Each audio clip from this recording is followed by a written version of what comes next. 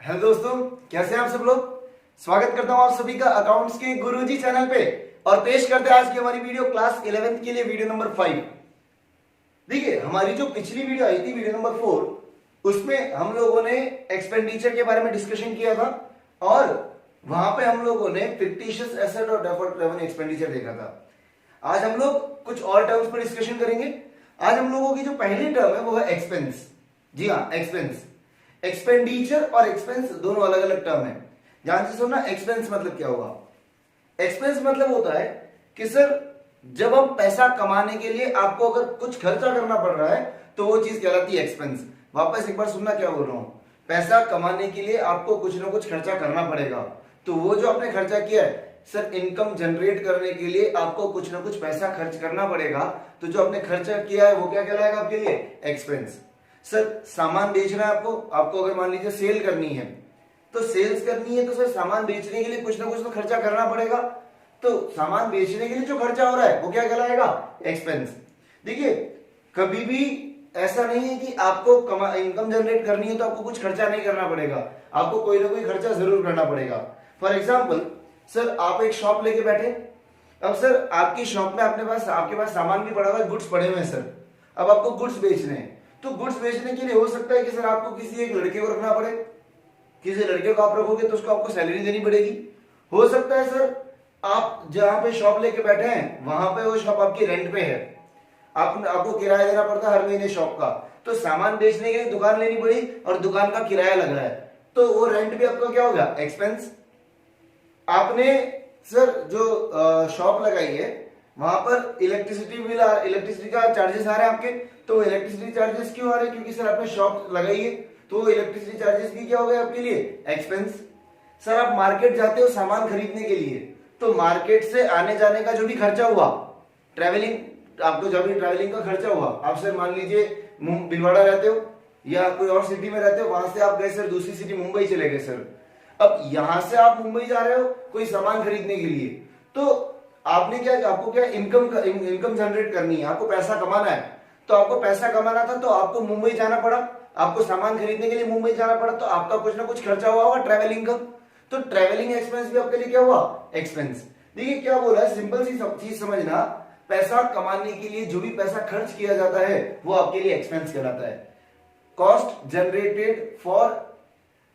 Incurred for generating the revenue. देखिए क्या बोला है, cost incurred by business to generate the revenue. Revenue मतलब इनकम की बात हो रही है यहाँ पे रेवेन्यू मतलब क्या हुआ, इनकम। इनकम को जनरेट करने के लिए जो भी खर्चा लग रहा है वो हमारी क्या कहलाएगी, हमारे लिए क्या कहलाएगा, एक्सपेंस। जो भी इनकम को जनरेट करने के लिए आपकी कॉस्ट लगी है वो आपका खर्चा है, वो आपका एक्सपेंस है। सिंपल सी चीज है सर, हम लोग जब भी पैसा कमाना चाहते हैं तो पैसा कमाने के लिए हम लोगों को कुछ ना कुछ खर्चा करना पड़ेगा। आप चाहे सेल कर रहे हो, आप चाहे यूं कहें कि सैलरी का पेमेंट करो, वेजेस का पेमेंट करो, रेंट का पेमेंट करो, इलेक्ट्रिसिटी बिल का पेमेंट करो, ट्रेवलिंग का पेमेंट करो, प्रिंटिंग स्टेशनरी का पेमेंट करो। किसी भी चीज के लिए जब आप पेमेंट करते हो, खर्चा कर रहे हो आप, तो आपके लिए क्या कहलाएगा, एक्सपेंस। देखिए यहां पे मैंने दो खर्चे के नाम लिखे हैं, सैलरी और वेजेस। सैलरी और वेजेस में डिफरेंस क्या है। देखिए सैलरी मतलब अगर हिंदी में बात करूं तो तनख्वाह, सैलरी मतलब क्या हो गया, तनख्वाह। और वेजेस के अगर मैं हिंदी में मतलब बताऊं तो वेजेस होती है मजदूरी। वेजेस मतलब क्या हुआ, मजदूरी। सैलरी और वेजेस नेचर एक ही जैसा होता है सर, सामने वाला कोई आदमी अपने लिए काम कर रहा है, हम उसको क्या कर रहे हैं, पेमेंट कर रहे हैं। सैलरी और वेजेस नेचर एक ही जैसा है पर बहुत अलग अलग है। कैसे, सैलरी तो दी जाती है एम्प्लॉयज को, सैलरी किसको दी जाती है, एम्प्लॉयज को। सैलरी हम उनको देते हैं जो हमारे लिए क्या कर रहे हैं, गुड्स वगैरह सेल करने में हेल्प कर रहे हैं, हमारा बिजनेस यू कहे कि हमारा बिजनेस एक्सपांशन में हेल्प कर रहे हैं, हमारा बिजनेस के ऑपरेशंस में जो हेल्प कर रहे हैं, वह बिजनेस के ऑपरेशंस जो कैरी आउट कर रहे हैं, उनको हम लोग क्या करते हैं, एम्प्लॉयज मान के उनको सैलरी पे करते हैं।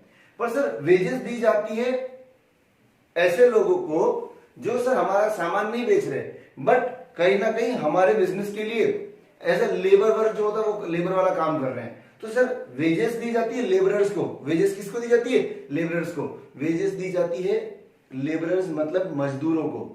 अगर आप एक छोटा सा एग्जांपल लेके बताऊं तो अगर आप कभी कोई किराना स्टोर पे गए हो या अगर आपको कभी कोई काम पड़ा है सर ऐसे शॉप्स पे जहां पर जनरली क्या होता है कि सामान आता रहता है, बाहर ट्रक्स वगैरह में से सामान लोड अनलोड होता रहता है, तो आप लोगों ने देखा होगा सर वहां पर दो तरह के आदमी काम करते हैं। एक तो है कि सर जो दुकान के अंदर काउंटर पे बैठा है जो आपको सामान दे रहा है, और सेकंड वो एक मजदूर जो कंधे पे बोरियां उठा के सामान गाड़ी में रख रहा है या गाड़ी से बाहर निकाल रहा है। तो बात क्या हो रही है, दोनों काम कर रहे हैं बिजनेस के लिए। एक वो काम कर रहा है जो आपको सामान बेच के दे रहा है, वो है एम्प्लॉय, तो उसको हम देंगे सैलरी, उसको हम क्या बोलेंगे, एम्प्लॉय बोलेंगे, उसको सैलरी दी जाती है। एक आदमी जो बोरियां उठा के सामान गाड़ी में लोड करवा रहा है, बोरियां उठाकर गाड़ी से अनलोड करके दुकान के अंदर रख रहा है, उस पर्सन को हम लोग बोलते हैं लेबर, और लेबर को पेमेंट किया जाता है वेजेस का। ठीक है, सैलरी जनरली मंथली बेसिस पे पेमेंट होती है, वेजेस डे बेसिस पे पेमेंट होता है। जनरली वेजेस का पेमेंट डेली बेसिस पे होता है। आज की जो मजदूरी है वो आपको आज ही मिल जाएगी। आई बात समझ में। नेक्स्ट बात करते हैं सर, एक और एक्सपेंस मैंने यहां लिखा है, rent, electricity, travelling expense, transportation, printing, stationery, एक लिखा है डेप्रिसिएशन। देखिए आप लोगों को बाकी एक्सपेंस का थोड़ा सा आइडिया होगा, रेंट किराया, electricity light bill, travelling expense, transportation, printing, stationery, ये सब का आइडिया होगा। एक है डेप्रिसिएशन। डेप्रिसिएशन क्या होता है? डेप्रिसिएशन का सिंपल सा भी मीनिंग समझा दूं तो सर जब हमारी कोई फिक्स एसेट की वैल्यू कम हो जाती है तो उसको हम क्या बोलते हैं, डेप्रिसिएशन। मैं इसकी टर्म को आगे समझाऊंगा, अभी सिर्फ ये ध्यान रखना है, डेप्रिसिएशन मतलब फिक्स एसेट की वैल्यू में डिक्रीज होना, वो क्या कहलाता है, डेप्रिसिएशन। ये टर्म हम आगे पढ़ेंगे, मैं आपको पूरा प्रॉपर मीनिंग समझाऊंगा क्या होता है। क्लियर है? ठीक है, आगे हम बात करते हैं परचेजेस की। देखिए अकाउंट्स में परचेजेस जो टर्म है, परचेज, वो परचेज टर्म किसके लिए यूज करी जाती है? अकाउंट्स में परचेज जो टर्म है वो यूज करी जाती है for purchase of goods. Accounts में परचेज टर्म किसके लिए यूज करी जाती है? For purchase of goods. Sir हम बिजनेस की बात करें तो बिजनेस के अंदर हम लोग बहुत सारी चीजें खरीदते हैं, गुड्स खरीदते हैं, सर्विसेज एक्वायर करते हैं। हम लोग सर क्या करते हैं, मशीन्स वगैरह खरीदते हैं, व्हीकल्स खरीदते हैं, या यूं कहूं कि फिक्स एसेट भी खरीदते हैं। तो अगर मैं आपको पूछूं कि सर आपके बिजनेस में साल भर की परचेज कितनी है, मैं आपको पूछता हूं कि आपके बिजनेस में साल भर की परचेज कितनी करी आपने, तो आप मुझे ये नहीं बताओगे कि सर मैंने साल भर में मशीन खरीदी, प्लांट खरीदा, साल भर में मैंने बिल्डिंग खरीदी, कोई जमीन खरीदी, कोई इन्वेस्टमेंट परचेज किए मैंने, आप ये नहीं बताओगे। अकाउंट्स के अंदर परचेज का सिंपल सा मीनिंग होता है, परचेज वर्ड जब यूज किया जाता है, सिर्फ जो टर्म परचेज है, जब परचेज को सिंगल, अगर हम बात करें सिंगल परचेज टर्म की बात करें, तो परचेज टर्म की जब बात करी जाए तो परचेज रिलेटेड होता है परचेज ऑफ गुड्स से। किससे रिलेटेड होता है? Purchase of goods. मैं आपको बोलता हूं कि आपके बिजनेस की साल भर की परचेज कितनी है, तो आप वहां पर मुझे ये बताओगे कि आपने साल भर में सामान कितना खरीदा। ये नहीं बताओगे कि मैंने मशीनें इतनी खरीदी, प्लांट इतना खरीदा, मैंने बिल्डिंग खरीदी, मैंने इन्वेस्टमेंट खरीदा। मैं आपको बोलता हूं परचेज कितनी है, तो आप किसकी परचेज बताओगे? गुड्स की। आई बात समझ में? Purchase term is used for purchase of goods by business for resale और फॉर फर्दर प्रोडक्शन। अभी सर बिजनेस क्या होता है ना कि गुड्स जो खरीदता है वो या तो वापस बेचने के लिए खरीदता है, या उन गुड्स को यूज करके कुछ ना कुछ सामान बना के वापस बेचने के लिए खरीदता है। एक छोटा सा एग्जांपल देता हूं सर, आप लोगों ने अगर कभी किराना शॉप देखी तो वो लोग क्या करते हैं, सामान खरीदेंगे मार्केट से और वो सामान खरीद के अपने पास लाएंगे, आगे वापस क्या कर देते हैं, बेच देते हैं। तो उन्होंने जो सामान खरीदा वो खरीदा फॉर रीसेल, ऐसा का ऐसा लाके क्या करेंगे, बेच देंगे। बात करते हैं मिठाई वालों की, आपने मिठाई वालों को देखा होगा, तो मिठाई वाले क्या ऐसा थोड़ी होता है कि बाहर से कहीं से मिठाई लाएंगे और आपको वापस बेच देंगे। मिठाई वाले क्या करते हैं, मार्केट से सामान खरीदते हैं, दूध खरीदा, शक्कर खरीदी, ड्राई फ्रूट्स खरीदे, केसर वगैरह खरीदा। अब मिठाई वाला क्या करेगा, इन सभी को ऐसे का ऐसा आगे नहीं बेचता है। मिठाई वाला इन सभी को यूज करेगा, इनसे कुछ ना कुछ नई चीज बनाएगा, इनसे मिठाई बना के आपको क्या करेगा, सेल आउट करेगा। तो गुड्स हम लोग वापस खरीद के बेच भी सकते हैं, और हम लोग गुड्स को जो परचेज किया है उनको वापस यूज करके प्रोडक्शन के अंदर कुछ नया सामान बना के आगे बेच सकते हैं। तो गुड्स का मतलब अगर हम बात करें तो गुड्स किसके लिए बात परचेज किए जाते हैं, या तो फॉर रीसेल करने के लिए, या उनको प्रोडक्शन के अंदर यूज करके नई कुछ चीज बना के आगे वापस बेचने के लिए। आई बात समझ में?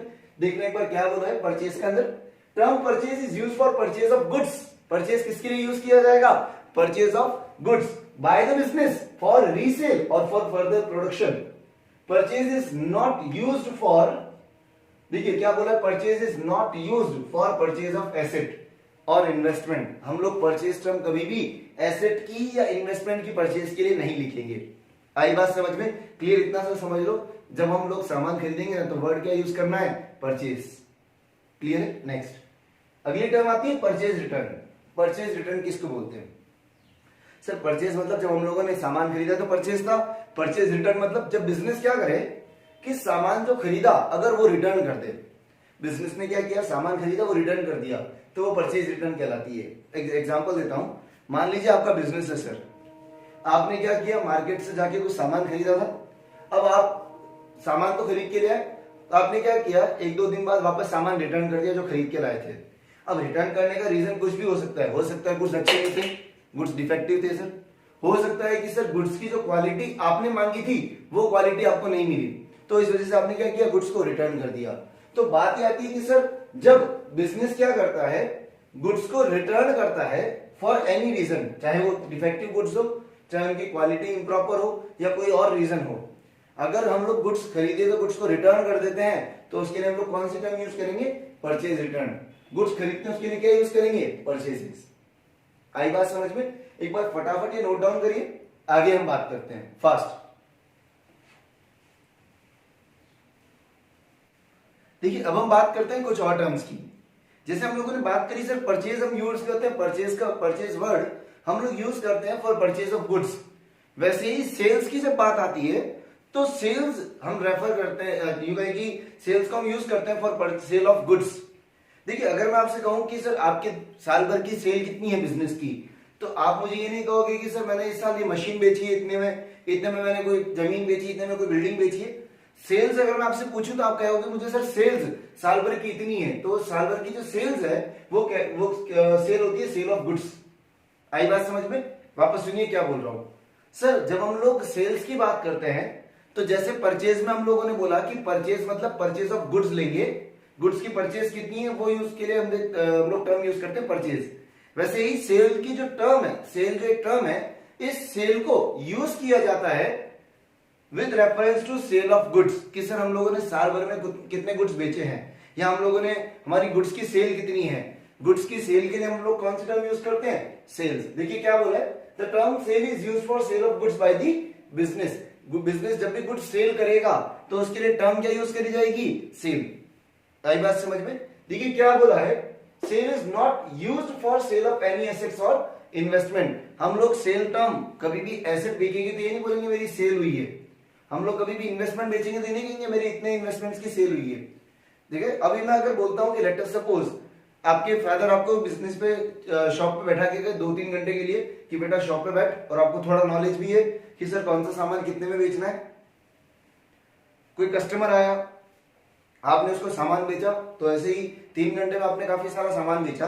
अब आपके फादर आके जब आपसे पूछेंगे कि बेटा सेल कितनी है, तो सेल कितनी है वो किसके लिए पूछ रहे हैं? गुड्स की सेल के लिए, कि बेटा सामान कितना बिका है वो मुझे बताओ। तो सेल्स टर्म यूज करी जाती है फॉर सेल ऑफ गुड्स, ठीक है। परचेज यूज करी जाती है फॉर परचेज ऑफ गुड्स, वैसे ही सेल को यूज करेंगे for sale of goods. Sales return की बात करते हैं। मान लीजिए आपने कोई सामान बेचा किसी कस्टमर को, वो कस्टमर जब सामान खरीद के गया उसके बाद अगर वो सामान रिटर्न कर देता है किसी भी रीजन की वजह से, अगर किसी भी कस्टमर ने सामान रिटर्न कर दिया, जो सामान खरीद के गया वो आपसे बिजनेस से जो भी उसने सामान खरीदा, अगर वो सामान रिटर्न कर देता है फॉर एनी रीजन, चाहे गुड्स डिफेक्टिव हो, चाहे जो उसको क्वालिटी चाहिए थी वो क्वालिटी नहीं मिली, या किसी और रीजन की वजह से अगर किसी भी कस्टमर ने बिजनेस को गुड्स रिटर्न कर दिए तो उसको हम बोलेंगे सेल रिटर्न। जैसे हम रिटर्न करते थे किसी को तो वो कहलाता है परचेज रिटर्न, और हमें किसी ने रिटर्न कर दिए, हमारे से किसी कस्टमर ने खरीदा था वो रिटर्न करके चला गया सर कि ये गुड्स सही नहीं है या डिफेक्टिव है या सर क्वालिटी अच्छी नहीं है, तो उस केस में उसको हम क्या बोलेंगे? Cell return.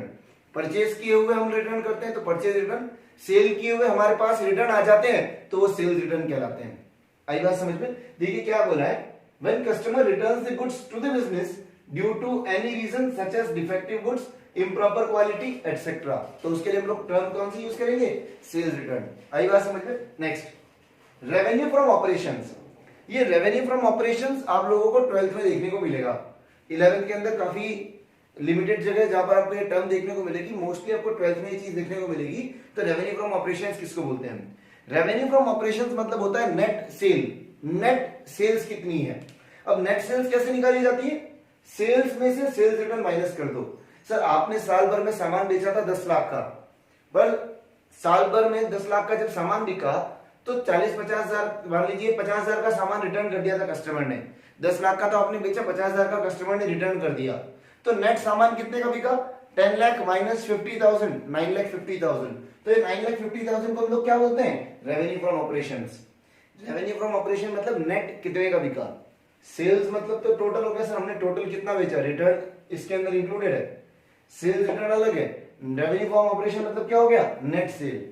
हम लोगों ने जब सामान बेचा, चाहे वो बाद में रिटर्न आ जाए कोई फर्क नहीं पड़ता, वो हम लोग उसको सेल्स बोलेंगे कि मेरी साल भर की सेल इतनी है, चाहे सारा ही सामान रिटर्न क्यों ना आ जाए, एक बार के लिए सेल कितनी मानी जाएगी, जितना मैंने एक बार सामान बेच दिया।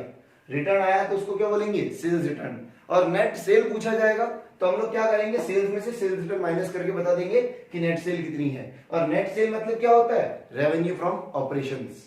आई बात समझ में। नेक्स्ट सर, जब कोई आदमी आपसे सामान खरीद रहा है और आपको मान लेते बोलते कि आपको बोलता है कि सर मेरे पास अभी पैसा नहीं है, मैं थोड़े दिन बाद आके दूंगा, या आपके जान पहचान के कोई फ्रेंड है आपका, आप सर आपके अगर बिजनेस पे कोई भी कस्टमर ऐसा आता है जो उधार में आपसे सामान खरीद के ले जाता है, बिजनेस में कोई भी कस्टमर अगर ऐसा आया जिसने उधार में बिजनेस में सामान खरीदा, आपसे सामान खरीदा, तो उसको हम लोग बोलेंगे डेटर। जो हमारी अगली टर्म है वो यही है। डेटर्स मतलब क्या होता है, कोई भी पर्सन या कोई भी बिजनेस के तौर पे ओनर आ सकता है खरीदने, तो कोई भी पर्सन या कोई भी बिजनेस अगर हमारे से उधार में सामान खरीदता है और हमें अगर उसका पैसा लेना बाकी है तो हम उसको क्या बोलेंगे, डेटर। जो जिससे हमें पैसा लेना बाकी है, जिसको हमने सामान उधार पे बेचा, वो हमारे लिए क्या कहलाएगा, डेटर्स। बी साइलेंट रहता है, DEBTORS, डेटर्स बोलते हैं, बी साइलेंट रहता है। ठीक है, जो आदमी हमसे उधार पे सामान खरीद के गया और जिसका पैसा अभी आना बाकी है, उसके लिए टर्म कौन सी यूज करी जाती है, इनको क्या बोलते हैं, डेटर्स। फॉर एग्जाम्पल अगर मैं आपके बात करूं, आपके स्कूल है, तो स्कूल में अगर आपसे फीस लेना बाकी है स्कूल वालों का, तो स्कूल वालों के लिए आप डेटर्स हो। स्कूल वालों के लिए आप क्या हो, डेटर्स। स्कूल आपसे पैसा मांगता है क्योंकि आपको सर्विस प्रोवाइड कर रहा है, तो स्कूल वालों के लिए आप क्या कहलाओगे, एक तरह से डेटर्स। क्यों, क्योंकि उन्होंने आपको कुछ सर्विस दी है, उसके बदले में पैसा रिसीव करना बाकी है, फीस लेनी बाकी है, तो स्कूल वालों के लिए आप क्या हो बेटा, डेटर्स। ठीक है, नेक्स्ट क्रेडिटर्स। हम अगर जाके मार्केट में कोई सामान उधार पे खरीद के लाते हैं, हम मार्केट में गए, हमने सामान खरीदा उधारी पे और हमें अभी उसका पैसा चुकाना बाकी है, हमें पेमेंट करना बाकी है। हम सामान मार्केट में लेने मार्केट में खरीद के लेके आ गए और अभी उसका पेमेंट नहीं किया और पेमेंट अभी करना बाकी है, तो जिनको पेमेंट करना बाकी है उनको हम लोग क्या बोलते हैं, क्रेडिटर्स। जिससे आप उधार में सामान खरीदते हो, जो आपको उधार दे रहा है, आपको उधारी में सामान दे रहा है और जिसे पेमेंट करना बाकी है, उसको हम लोग क्या बोलते हैं, क्रेडिटर्स। जिनसे हमने उधारी में सामान खरीदा और जिनको हम पेमेंट करेंगे फ्यूचर में, उनको हम लोग क्या बोलेंगे, क्रेडिटर्स। देखिए थोड़ा सा शांति से सुनना, हमने जब उधार में सामान बेचा था और उनसे पैसा लेना बाकी था, उनको क्या बोला, डेटर्स। जिनसे हमने खरीदा, हमें उनको पे करना बाकी है, तो उनको हम क्या बोल रहे हैं, क्रेडिटर्स। क्या बोल रहे हैं, क्रेडिटर्स। एक माइनर सा एडजस्टमेंट बताता हूं कि सर डेटर्स वो लोग हैं जिन्हें हम उधार पे सामान बेच चुके हैं और इनसे पैसा लेना बाकी है। तो एक बात बताइए, क्या आप उनसे पैसा मांगने का राइट रखते हो या नहीं रखते हो, रखते हैं। तो ये डेटर्स हमारे लिए हमारी एसेट हुई, डेटर्स हमारे लिए हमारी क्या हो गई, एसेट। आई बात समझ में। हम लोगों ने करंट एसेट के अंदर डेटर्स वर्ड लिखा था, ये वो डेटर्स है जिनसे हमें पैसा लेना बाकी है, हमने सामान बेचा था उस चीज का। ठीक है, क्रेडिटर्स मतलब जिनसे हमने उधार पे खरीदा, जिनसे हमने खरीदा सर उधार पे, अभी उनको पेमेंट करना बाकी है हमारा। तो क्रेडिटर्स एक्चुअल में अगर देखा जाए तो हमसे पैसा मांगेंगे और हमें उनको क्रेडिटर्स को पैसा देना पड़ेगा। तो अभी अगर मैं बात करूं, हमें क्रेडिटर्स को पैसा अगर देना बाकी है, तो क्रेडिटर्स हमारे लिए क्या हो गए, लाइबिलिटी। क्रेडिटर्स हमारी क्या हो गई बेटा, लाइबिलिटी। हमें पैसा चुकाना बाकी है, क्रेडिटर्स का पेमेंट करना बाकी है। और मैंने बोला था कोई भी अमाउंट अगर पेएबल होता है तो वो बिजनेस के लिए क्या कहलाती है, लाइबिलिटी। आई बात समझ में। और क्रेडिटर्स करंट लाइबिलिटी में आते हैं, किसमें आते हैं, करंट लायबिलिटी में। क्लियर हुआ? जिनसे उधार पे खरीदा क्रेडिटर्स, जिनको उधार दिया डेटर्स। क्लियर है? बहुत इजी है। एक बार फटाफट बेटा ये नोट डाउन करिए, फास्ट पॉज करके आगे हम बात करते हैं। फास्ट देखिए, आज हम लोगों ने बहुत सारी टर्म्स देखी है। आज हम लोगों ने बात करी सबसे पहले एक्सपेंस के बारे में, उसके बारे में बाद में परचेज, फिर purchase return, sales return, revenue from operations, debtors, creditors, इन सब के बारे में बात करी है। एक बार आप वापस इस वीडियो को पूरा देखें। इसमें आपको अगर कोई टर्म समझ में नहीं आती है तो डिस्क्रिप्शन में मेरे कॉन्टेक्ट डिटेल्स गिवन है, आप मुझे वहां कनेक्ट कर सकते हैं। वापस मैं आपको अच्छे से समझा दूंगा। अगर आप लोगों को इन टर्म्स में कोई भी दिक्कत आती है, आपको इस चैप्टर के नोट्स भी चाहिए हो, तो मैं आपको व्हाट्सएप ग्रुप का एक लिंक दे रहा हूं डिस्क्रिप्शन में, वहां पर आप ग्रुप ज्वाइन कर सकते हैं। वो ग्रुप 11th कॉमर्स के स्टूडेंट्स के लिए बनाया गया है। वहां पर आप अपने डाउट्स और क्वेरीज पूछ सकते हैं। आपको कोई भी नोट्स, असाइनमेंट या आपको कोई भी वर्कशीट चाहिए तो वहां अवेलेबल हो जाएगी। एक बार आप ग्रुप ज्वाइन कर सकते हैं। वहां पे आपकी सारी जितनी भी डाउट्स और क्वेरीज है वो सॉल्व हो जाएगी। तब तक के लिए stay safe, stay at home. Thank you and bye.